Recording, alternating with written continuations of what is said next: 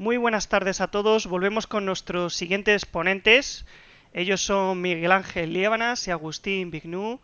Miguel Ángel es ingeniero social y analista de datos. Agustín es físico y científico de datos. Y ambos son fundadores de la empresa Human Trends. Nos van a presentar una ponencia llamada Metacharla, redes sociales, física y ciberinteligencia. Muchísimas gracias, Miguel Ángel, Agustín. Cuando queráis, chicos. Bueno, buenas tardes o buenos días, depende de dónde nos estén escuchando y viendo. Bueno, yo soy Agustín Vignou, como bien nos presentaron, venimos con mi compañero Miguel Ángel y socio, venimos a hablarles sobre esta charla en redes sociales, física y ciberinteligencia, a comentarles un poco lo que hacemos nosotros con Human Trends. Bueno, la charla va a constar de dos partes bien diferenciadas. Mi parte va a ser la parte teórica, la parte en la que vamos a explicar los sistemas complejos, desde un punto de vista de la física, y la otra parte, la práctica, la va a dar mi compañero Miguel Ángel, y se va a centrar sobre el análisis de la red de Intelcom y de otro análisis en aplicaciones de la red del Congreso de Ginseng. Bueno, la investigación de esta charla la hicimos principalmente los tres cofundadores de Human Trends, yo mismo, Agustín, Miguel Ángel y nuestro compañero Antonio Parri, y también con el conjunto de investigadores que tenemos en Human Trends, que le mandamos un fuerte abrazo, que trabajan a piñón. Bueno, sin más dilación, acá tenemos los 3 puntos que presenté y vamos a empezar con la parte teórica. Muy bien, la primera pregunta ¿qué tienen en común estas 4 imágenes? Una bandada de estorninos, las conexiones en internet, un tráfico de carretera o las conexiones aéreas. Bien, la respuesta es que son 4 sistemas complejos. Entonces, ¿qué es un sistema complejo? Un sistema complejo es aquel sistema el cual tiene que ser estudiado en su conjunto, de forma global. No puede ser estudiado en cuanto a sus partes individuales. Pongamos el ejemplo de los estorninos. Tenemos una bandada de pájaros que hace movimientos extravagantes en el cielo, o un cardumen de peces también podría asemejarse a esto, y queremos predecir o queremos entender la dinámica de este conjunto. No podemos estudiar simplemente el vuelo de un solo estornino porque va a ser en vano. No vamos a poder obtener un conocimiento global sobre lo que está sucediendo. Esto es un poco lo que caracteriza a este tipo de sistemas que son físicamente preciosos y además nos permiten hacer un montón de cosas, como veremos a continuación, desde el punto de vista de la inteligencia, de la economía, de la naturaleza. Bien, entonces, sin más dilación, vamos a hablar de la introducción al análisis de sistemas complejos desde el punto de vista de la física y de la inteligencia. Muy bien, la primera parte vamos a hablar de las características que tienen este tipo de sistemas, haciendo una metáfora con una manifestación. Bien, los sistemas complejos contienen 5 características principales. Tienen unos agentes, unos individuos que componen el sistema, están conectados estos individuos. Este sistema es descentralizado, es decir, no hay unos líderes, es robusto, es decir, si yo quito un individuo va a seguir tal como estaba predefinido, y además se pueden suceder fenómenos emergentes, como mencionaremos ahora en más detalle. Bien, vamos a profundizar un poco en cada uno de estos puntos. Cuando decimos agentes o individuos, nos referimos, en el caso de la manifestación, por ejemplo, a aquellas personas que participan activamente de esta, ya sea tienen unos intereses comunes, son de un mismo partido político o están en contra de una ideología por la cual se está protestando, ante la cual se está protestando, es decir, tiene una conexión entre ellos. Como dijimos, es un sistema descentralizado, si bien una manifestación puede tener una organización previa, una vez se está en el epicentro de la manifestación, no hay una persona que diga vamos a hacer esto, vamos a hacer lo otro. Todo el conjunto de manifestantes sabe lo que debe hacer y sabe hacia dónde se debe mover. Como dijimos, es robusto. ¿Por qué? Porque supongamos que la policía arresta a una persona y la extrae de este conjunto, el conjunto va a seguir, ante este pequeño cambio, va a seguir tal y como estaba predefinido desde el principio. Y como dijimos antes, en estas dinámicas sociales se suceden fenómenos emergentes. En este caso de la manifestación pueden ser el inicio de violencia en la manifestación o una avalancha de personas, y esto es algo muy interesante para estudiar desde el punto de vista de la inteligencia, de la física. Bueno, sin más, vamos a pasar ahora a entender las estructuras, los tipos de sistemas complejos y las estructuras que los definen. Bien, hay muchas formas de entender los sistemas complejos y una de ellas es la representación mediante grafos o redes. Hay un montón de tipos de estructuras, pero acá vamos a ver 3. Las redes aleatorias, las redes de mundos pequeños y las redes de libre de escala. Vamos a empezar por las primeras. Una red aleatoria es aquella en la que las conexiones entre los nodos son aleatorias, es decir, tienen una probabilidad de darse. Vamos a poner un ejemplo sencillo para que nos podamos entender. Supongamos que estamos en una habitación cerrada con unas 15 personas y yo tengo un generador de números aleatorio que me dice un número entre 0 y 1 y esa será la probabilidad de yo de relacionarme con la persona que tengo a la derecha. Entonces ejecuto el generador de números aleatorios y me da un 0,2. Es decir, yo tengo una probabilidad de 20% de relacionarme con la persona de mi derecha. Y así lo hago con todas las personas de la sala. Se está componiendo conexiones aleatorias entre las personas. Esto se demostró con investigaciones y en la academia que no era una forma fidedigna de representar la realidad. Sin embargo, en algunos casos podría llegar a funcionar. En el segundo de los casos, la de mundos pequeños, se hace un giro de tuerca.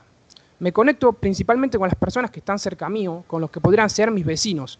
Y después se generan, todo esto lo que se conoce como mundos pequeños, podríamos decir clústeres, pero hay entornos, se empieza a suceder entornos. Y además estos entornos pueden suceder que, como vemos en la imagen, se conectan con otras partes de la red. Por lo que generamos una red que está bastante cercana un nodo a otro, aunque se encuentren en diferentes mundos pequeños.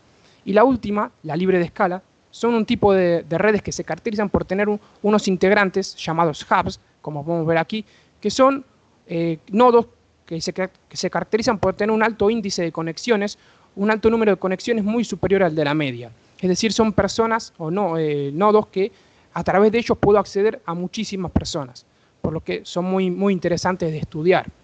Ahora nos vamos a centrar en un tipo de sistema complejo, que son las redes sociales, que nos va a venir bien para los ejemplos que veremos a continuación. Bien, vamos a estudiar un poco las características de estos sistemas. Aquí vemos a la izquierda una red social idealizada, idílica, teórica. ¿Por qué? Porque podemos distinguir hacia dónde se ramifican las conexiones, dónde se agrupan la mayoría de nodos.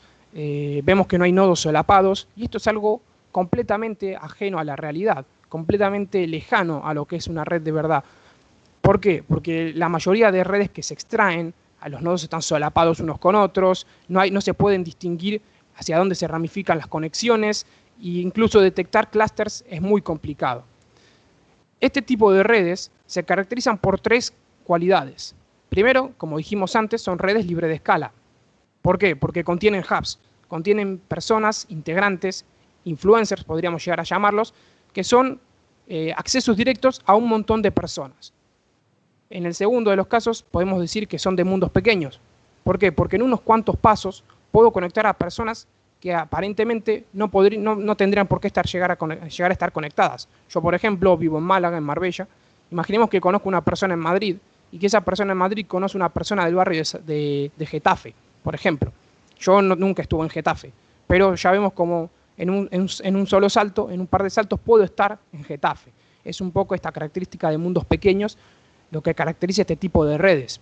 Y la última es clustering. Entendamos como clustering como personas que se agrupan, tienen un perfil similar, ya sea de gustos, de ubicación geográfica, de gustos sociales puede ser, por ejemplo, y se agrupan, se ponen en agrupaciones, ¿no?, que se denominan clusters en inglés. Estas también son características de este tipo de redes. Muy bien, ahora vamos a pasar a la descripción de los nodos que componen estas redes y cómo podemos caracterizarlos y ver su relevancia dentro de estos sistemas. Bien, acá tenemos 4 métricas que serán de importancia en la parte práctica. La primera de ellas es la de grado. El grado no es más que el número de conexiones que tiene un nodo. Por ejemplo, el nodo A tiene grado 6. ¿Por qué? Porque tiene 6 conexiones. El nodo B tiene grado 1, que evidentemente tiene una conexión. Ahora, este tipo de conexiones pueden ser de dos formas, directas o indirectas. Veamos, por ejemplo, un ejemplo como puede ser una red en Twitter. Yo te sigo a ti, pero tú no me sigues. La dirección es de mí hacia ti. Ahora pensemos en una red de Facebook, por ejemplo, en la que en el momento en que yo te envío una petición de amistad y tú me la aceptas, ya hay una reciprocidad en las conexiones. Tú eres mi amigo y yo soy tu amigo. Aquí vemos que no hay una dirección de propagación. Entonces, este grado es importante a la hora de caracterizar la relevancia que quizás tiene una persona, como veremos luego, dentro de una red. Luego tenemos el coeficiente de clustering. Esto podemos decir que es un número, una media, un promedio que nos dice la densidad de conexión de mis vecinos. También es relevante para ver en un punto dado de la red, en un sector de la red, cuán conectado está ese conjunto. Luego tenemos la centralidad. La centralidad no es una métrica como tal, sino que se puede caracterizar de muchas formas. Podemos definirla como la cantidad de información o el flujo de información que maneja un nodo. De esta forma se puede definir la relevancia de un nodo, la centralidad de un nodo con el grado, con el eigenvector centrality, con el PageRank, como luego veremos. Pero entendámoslo con un ejemplo. Aquí tenemos el clúster de la izquierda, y la única conexión con el clúster de la derecha es a través del nodo D. Es decir, toda la información que este clúster pueda manejar va a tener que pasar a través de D sí o sí si queremos que el clúster de la derecha se entere. Por lo que podemos decir que el nodo D es un nodo muy central, con una centralidad muy alta. Por último tenemos la distancia. Esto venimos hablando de esta métrica, haciendo referencias a ella en la de mundos pequeños. ¿Por qué? Porque esto lo que representa es la cantidad de saltos que separan dos nodos. En este caso, entre F y G, tenemos dos saltos de separación. Recordemos el ejemplo de Getafe, en el que teníamos uno, que yo estoy en Marbella, conozco a una persona en Madrid y conozco a otra persona en Getafe. Por tanto, yo ya estoy a un salto de Getafe. Con esto dicho, vamos a pasar a entender lo que es el análisis de comunidades dentro de las redes sociales. Bueno, si yo le preguntase a una persona neófita que no sabe mucho de este tema, que me describiese en pocas palabras lo que ve en esta imagen de la izquierda, me podría decir que ve 10 agrupaciones de distintos colores y quizás me podría llegar a decir, si hilo un poco más, que por ahí se tratan de comunidades, si yo no le dijese evidentemente, ¿no? Entonces, pero de ahí no me podría decir mucho más. Aquí lo que vemos evidentemente son comunidades, son nodos que se asemejan en perfil unos a otros, pero es algo, como dije antes, completamente teorizado e idílico, porque, como veremos en el caso práctico, esto se aleja totalmente de lo que es la realidad. ¿Por qué? Porque yo gráficamente aquí puedo distinguir las comunidades que hay, pero en un caso normal no podría hacerlo nunca. Es por eso que se utilizan métodos de detección de comunidades, y aquí vamos a mencionar tres de los más utilizados. El primero son los cliqués. Un cliqué se caracteriza por ser un conjunto de nodos cuyos componentes están totalmente conectados unos con otros. Por ejemplo, aquí podemos ver que hay 5 nodos que están perfectamente conectados unos con otros. Podría tratarse, por ejemplo, una familia, ¿no?, en la que el padre y la madre evidentemente se conocen, tienen hijos y todos conectados con todos. Esto es algo que puede llegar a suceder en la realidad, no es común, pero nos puede llegar a facilitar encontrar algún tipo de conjunto de agrupación, de comunidad, que se asemeje con esto. Evidentemente, este tipo de métodos solamente detectan cliqués, por lo que se ven bastante limitados. Es por eso que los otros dos, la distancia entre nodos y la modularidad, son más utilizados. En cuanto al segundo, la distancia entre nodos, lo que hace es agrupar nodos en cuanto a cercanía. Y la imagen de la izquierda nos sirve bien para representar esto, porque si pensamos en las comunidades de la rojo, decimos, bien, la distancia de este nodo a este nodo es muy pequeña, por lo que este algoritmo me dirá pertenecen a la misma comunidad y evidentemente, como están alejados del azul, por ejemplo, será otra comunidad diferente. Ahora, esta distancia puede ser de muchas formas. Puede representar la distancia geográfica, que vendría a ser un ejemplo sencillo, o puede representar la distancia en cuanto a gustos. Por ejemplo, a mí me gusta, de la parte de ciberinteligencia, a mí me gustan las fuentes abiertas y a otra persona le puede interesar el Humming, por ejemplo, ¿no? Entonces serían comunidades diferentes.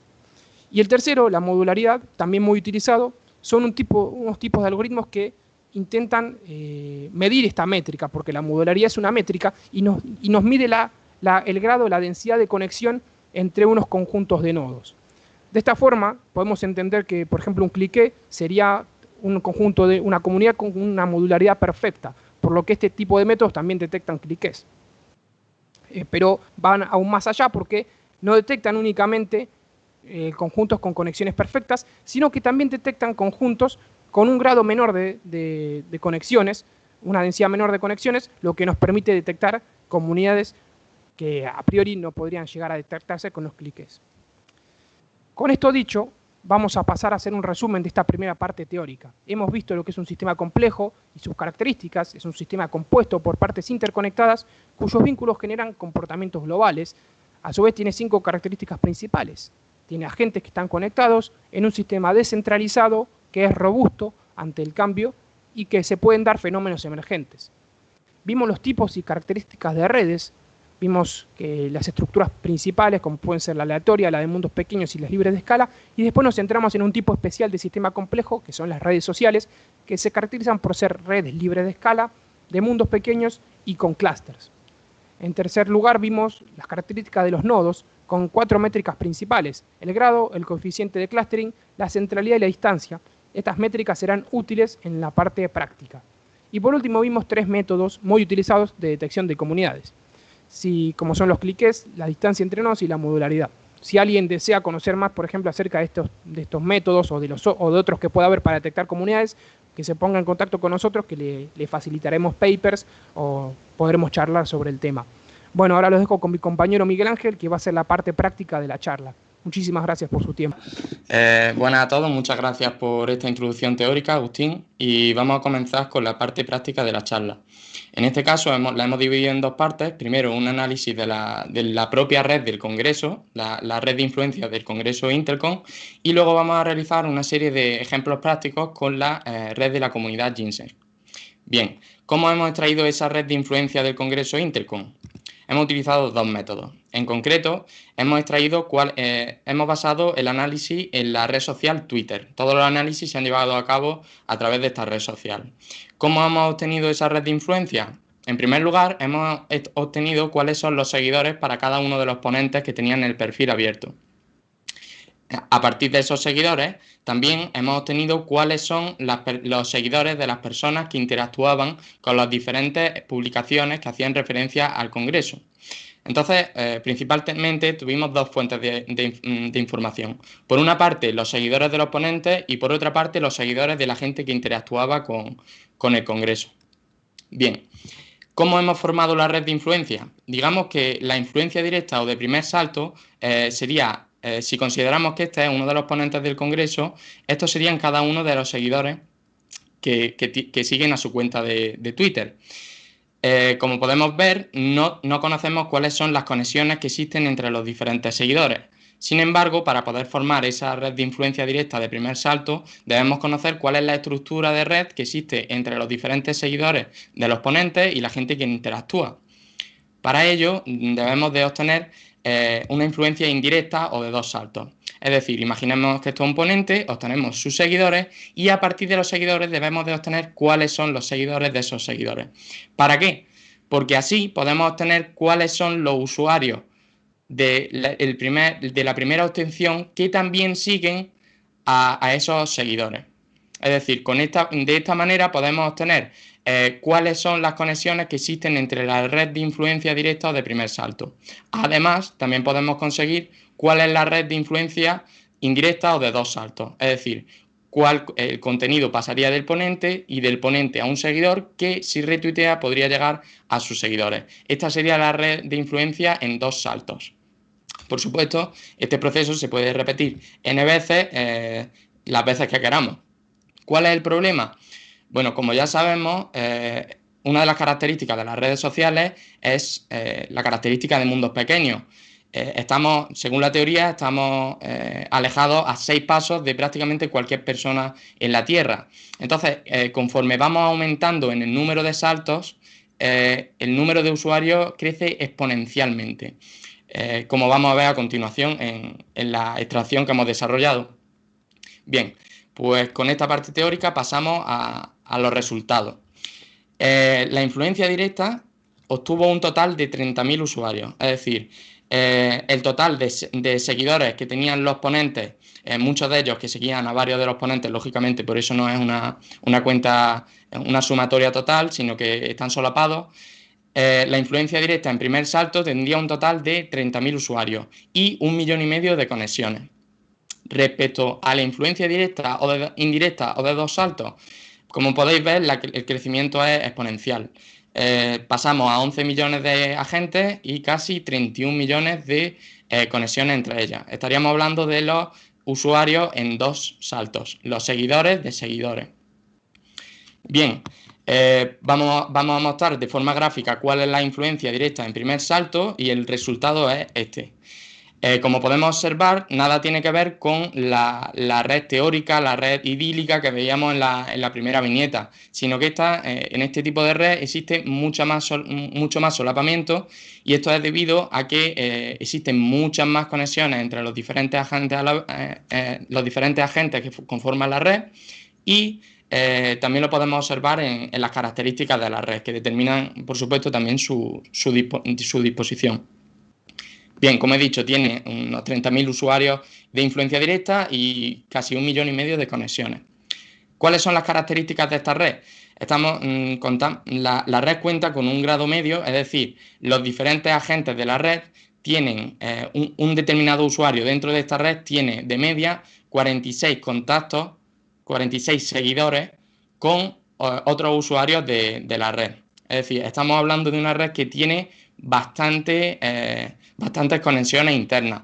También esto se debe a que la red del Congreso ha conseguido atraer a numerosos influencers, y esto hace que se eleve considerablemente el grado medio que tiene la red. Respecto a la distancia de camino medio, como hemos visto, es la distancia que separan a dos usuarios dentro de la red, es decir, el número de personas por las que tienen que pasar un determinado mensaje para que lleguen a otro usuario. Solo haría falta 3 saltos para que de media un usuario pudiera llegar a otro dentro de la red, respetando esta característica de los mundos pequeños. Respecto al coeficiente de clustering, en este caso sí que es un poco más reducido del que cabría esperar en una red social.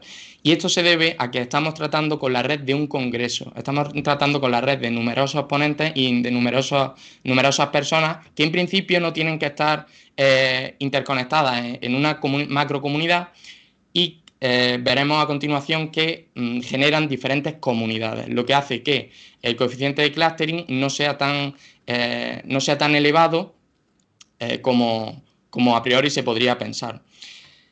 ¿Qué es lo que podemos hacer ahora? A partir de esta red podríamos desarrollar un análisis de cuáles son los agentes más influyentes, cuáles serían usuarios a considerar para realizar una campaña de desinformación, como han ido comentando durante la tarde. Es decir, de aquí podríamos extraer información muy, muy interesante y muy valiosa.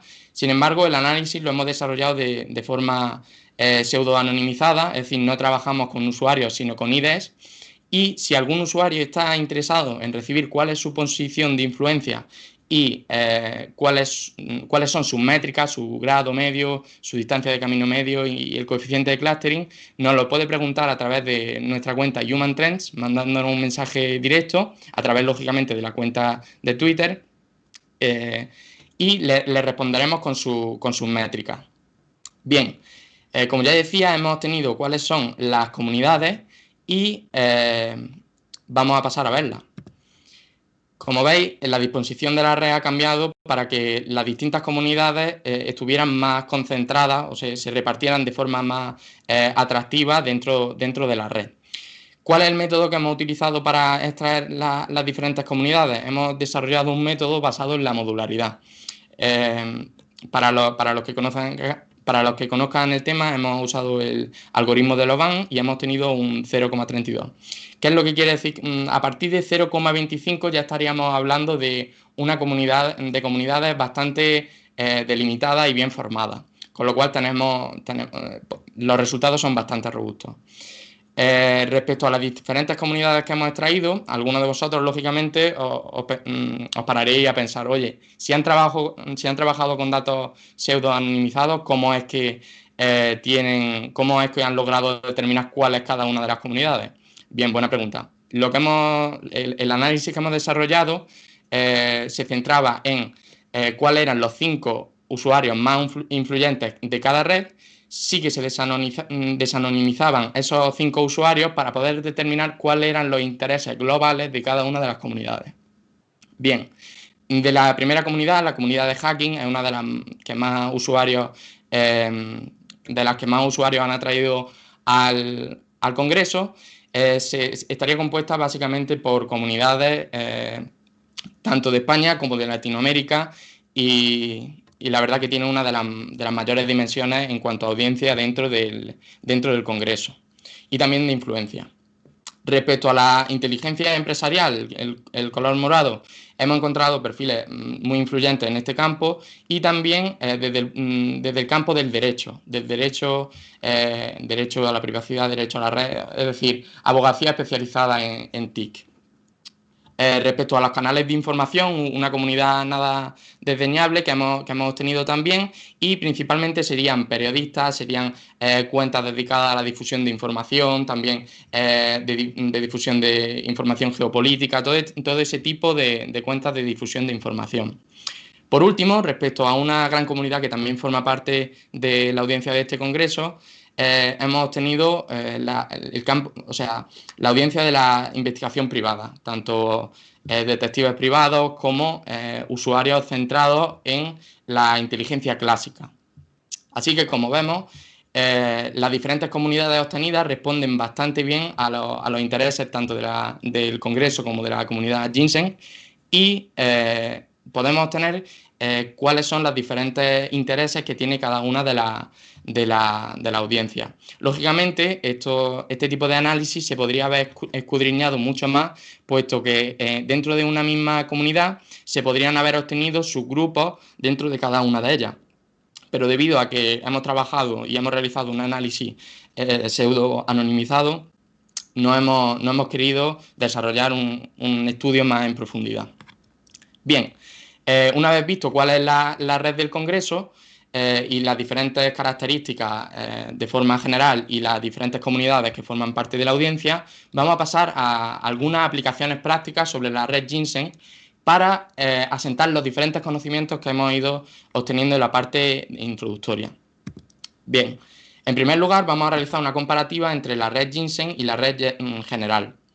En cuanto al grado medio, la red general, es decir, la red del Congreso, supera a la red Ginseng. ¿Por qué?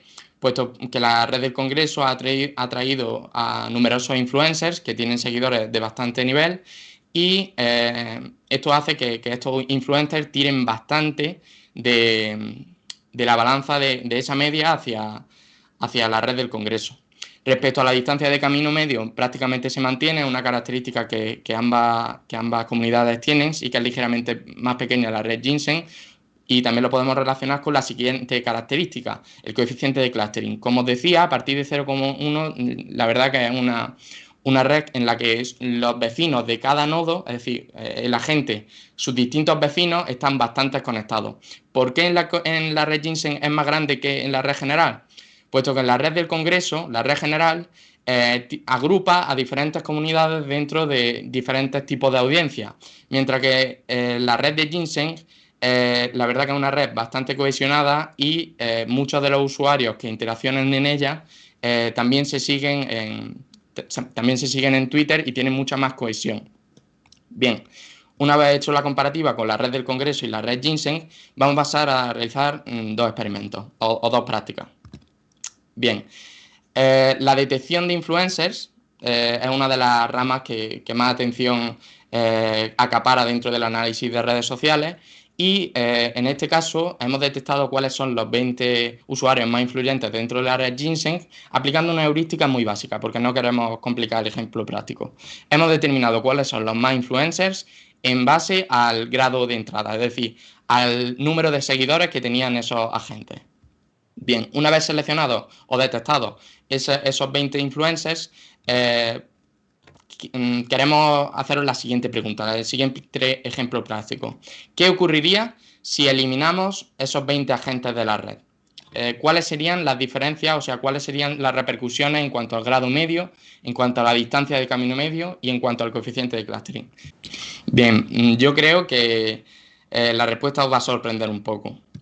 Bien, la red con influencers, o sea, tiene las mismas métricas iniciales, lógicamente se mantienen las métricas, y la red sin influencers, es decir, eliminando los 20 nodos más influyentes de la red o sea, considerando el número de seguidores, en cuanto al grado medio, lógicamente se reduce un poco, ya que estos seguidores tenían, al ser influencers, tenían un grado medio bastante alto, y hacen que el grado medio se reduzca.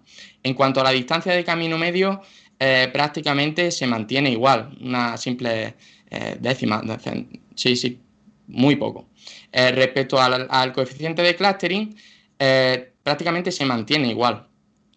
Y yo os pregunto, ¿vosotros creéis que si realmente nosotros realizamos un ataque y eliminamos a las 20 personas más influyentes de Ginseng, ¿vosotros creéis que realmente la comunidad seguiría teniendo las mismas características? Es decir, el análisis a posteriori de esta simulación tendría unas características, unas métricas como las que acabo de presentar. La respuesta, lógicamente, es que no. ¿Por qué? Porque las repercusiones reales que podría tener en la red serían mucho más drásticas. Los 20 agentes más influyentes seguramente comparten contenido muy importante dentro de la red, actúan de difusores de información, también son transmisores de información dentro de los diferentes sectores de la red. Luego, ¿qué es lo que está pasando? El problema aquí es que estamos tratando de obtener conclusiones a través de una evaluación en estático, una simulación en estático. Tenemos que considerar que una red es un organismo, es un agente dinámico que evoluciona con respecto a las diferentes interacciones que tiene con el entorno. Y aunque es robusto, aunque es un sistema complejo y es robusto frente a las diferentes alteraciones, sí es cierto que en este tipo de redes sociales cualquier manipulación que desarrollamos sobre ellas pueden tener repercusiones muy importantes. Entonces, la conclusión y a donde quiero llegar es que cuando estemos realizando análisis sobre redes sociales y simulación sobre ellas de diferentes campañas, no solo debemos de considerar las características que hemos tenido a priori, sino que tenemos que considerar el conocimiento experto a los analistas y el carácter dinámico de estas redes. Bien. Una vez hemos visto este ejemplo práctico, vamos a pasar a otro ejemplo también muy esclarecedor. ¿Qué ocurriría si insertamos un nodo, un agente, un único agente conectado con los 20 usuarios más influyentes que hemos detectado en la parte anterior? Como vemos, está conectado con los 20 usuarios más influyentes. La pregunta, ¿cómo influiría esta inserción en las características de la red? Misma pregunta, diferente experimento. ¿Cuáles serían las variaciones en el grado medio, distancia de camino medio y en el coeficiente de clustering? Sin inserción ya sabemos que es la misma, o sea, sin inserción mantenemos las métricas, y con la inserción del agente insertado seguro que también nos sorprende porque el grado medio se ha reducido. ¿Por qué se reduce el grado medio? Porque al insertar un único nodo con solo 20 conexiones, el grado medio se reduce. Es decir, la mayoría del grado medio de la red es de tener más, aunque tiene el mismo grado, alrededor del mismo grado medio de cualquier nodo dentro de la red, esto no quiere decir que al insertarlo la media vaya a reducir. Luego, respecto a la distancia de camino medio, es decir, la distancia que separa a los distintos agentes dentro de la red se mantiene igual. Y esa es una de las paradojas que quiero hablar a continuación. Y respecto al coeficiente de clustering también supone una pequeña alteración, pero serían esperables. Lo curioso aquí es la distancia de camino medio, porque mucha gente puede pensar que al insertar el agente con los 20 usuarios más influyentes dentro de la red, esto puede suponer que el flujo de información se va a acelerar muchísimo, ya que estas conexiones que tiene con los nodos más influyentes va a hacer que toda la red se conecte de forma más accesible.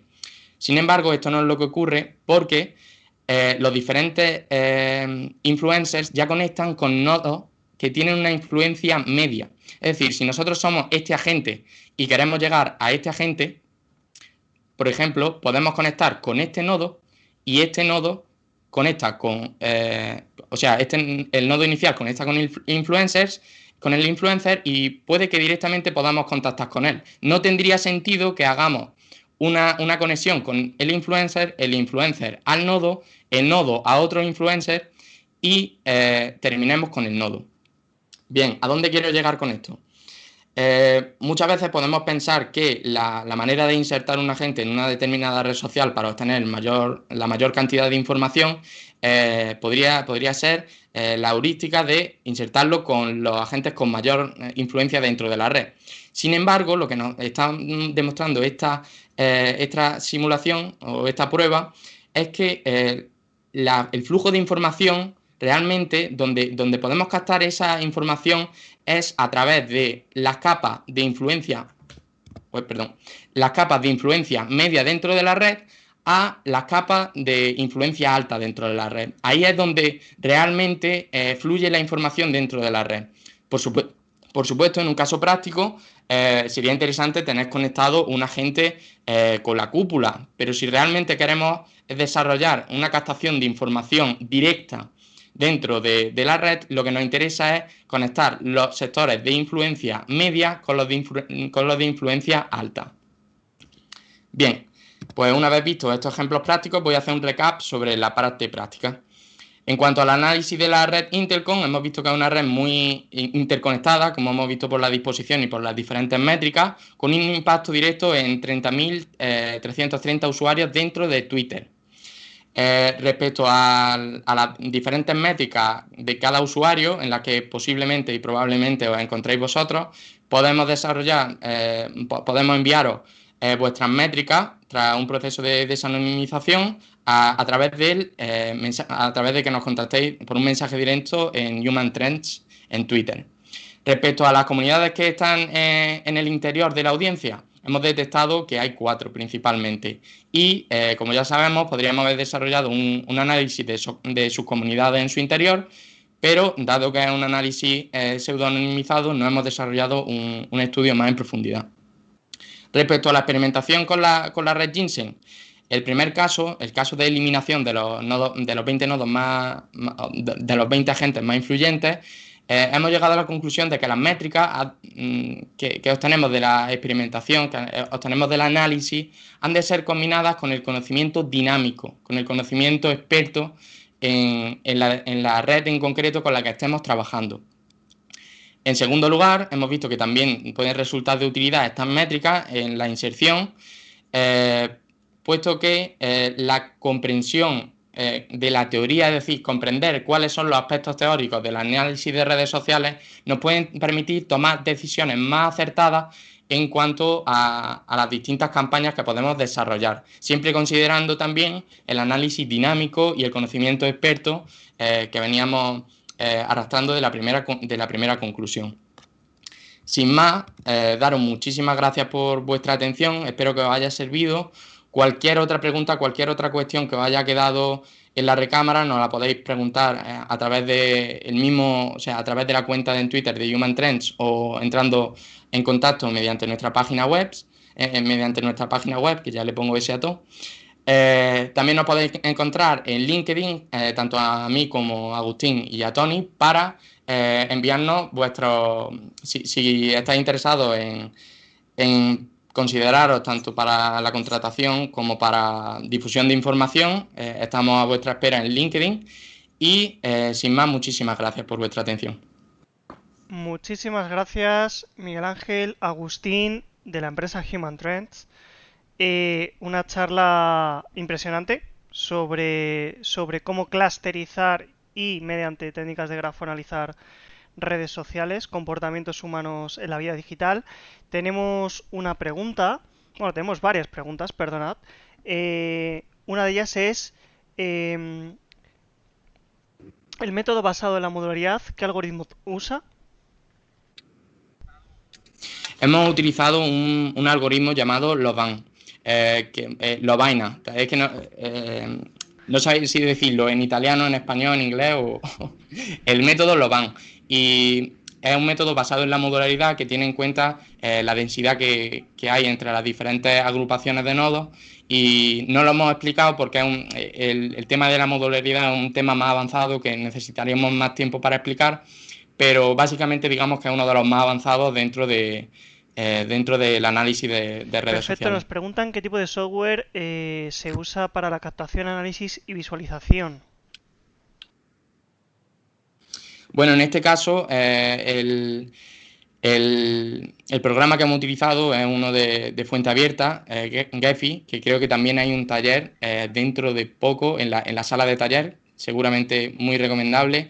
Y la verdad que nosotros ahora mismo apostamos por los programas en fuente abierta. Hay Hay otras opciones de pago que no sé si puedo comentar por tema de marca y tal. Hay otras opciones de pago que también son muy interesantes de considerar. Si alguien quiere conocer de las opciones de pago, se las puedo comentar por privado a través de Twitter.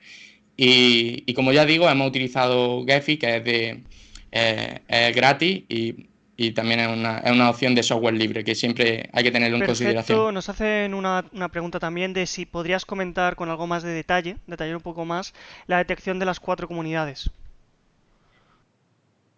Sí, por supuesto. Digamos que ya hemos pasado el algoritmo de Loban. El algoritmo de Loban, una vez tienes que pasarle una métrica en cuanto, para hacerlo simple, tienes que pasarle una métrica para determinar cuál es el nivel de profundidad que quieres obtener en cuanto a las comunidades. Es decir, si quieres obtener comunidades de una densidad más pequeña o si quieres grandes comunidades. Nosotros hemos ido probando diferentes rangos hasta que obtuvimos una que obtenía un valor de modularidad bastante bueno y se asemejaban a algo que podíamos explicar. Es decir, no nos daba tiempo a explicar 20 comunidades, pero 4 sí. Después de eso, desanonimizamos los 5 usuarios más influyentes dentro de cada una de las comunidades y una vez realizado esa desanonimización, en función de simplemente viendo cuál era ese perfil en Twitter, pues vimos cuáles eran los intereses generales que tenía esa comunidad. En la mayoría de los casos, los 5 o 3 o 4 de esos usuarios que desanonimizamos pertenecían a una comunidad muy concreta, lo que nos permitiría escudriñar cuál era esa comunidad. Lógicamente, si hubiéramos desarrollado un análisis en profundidad, hubiéramos obtenido diferentes subcomunidades dentro de esas macrocomunidades. Pero por tiempo y por los motivos de anonimización decidimos solo desanonimizar 20 usuarios de los 30.000. Perfecto. Os hacemos una pregunta desde el equipo de Intelcon y es ¿cuál es a vuestro juicio, vuestro expertise, la red social en la que habéis tenido más problemas de clusterización o en la cual hay una mayor difusión de los resultados? Vale, aquí me gustaría comentar 2 cosas. Uno respecto a los algoritmos que las propias redes sociales implementan y otro con respecto a las redes sociales. En cuanto a los algoritmos que las redes sociales implementan, como ya sabéis, nos suelen recomendar distintos usuarios a los que la red social cree que puede interesar conectarnos. Entonces, la propia red social ya va metiendo, digamos por así, aunque no es ruido, pero sí que va generando sus propias comunidades. O sea, es una cosa a tener muy en consideración, porque no hay que tomar las comunidades que hay en redes sociales como un sine qua non que se va a cumplir en la vida real, ya que estas propias redes sociales están metiendo ruido en el sentido, te gustaría conocer a tal usuario y eso va generando ruido por parte de la red social. Y luego, en consideración a las diferentes redes sociales, una de las que es más complejo analizar son las que vienen de la mano de Facebook. ¿Por qué? Porque tiene una política de scrapeo y una política de uso de datos muy, muy estricta. Y hablamos también de temas legales. Entonces, Twitter, aunque tiene una política de captación de datos similar, sí que da opciones para poder captar, como hacemos nosotros a través de la API, la información de forma legal. Sin embargo, Facebook, con su Graph API, quien la haya utilizado ya sabe la locura que supone intentar utilizar esa arma del demonio, porque es muy complicada de usar, y está la opción del scrapeo. ¿Cuál es el problema? Pone muchos límites, por supuesto se puede realizar, pero te puedes estar metiendo en temas legales y la verdad que es muy chungo. Ya hay varios casos legales que han tenido empresas que han tenido que cerrar por este tema. Perfecto. No Sí, nos respondo respondes al a tu equipo pregunta y a bien. toda la comunidad que está escuchando, a todos los oyentes, perfectamente. Muchísimas gracias, Miguel Ángel, muchísimas gracias, Agustín. Volvemos en unos 10 minutos más o menos con nuestra siguiente ponencia. Muchísimas gracias, chicos. Muchas gracias, Muchísimas Gonzalo. gracias.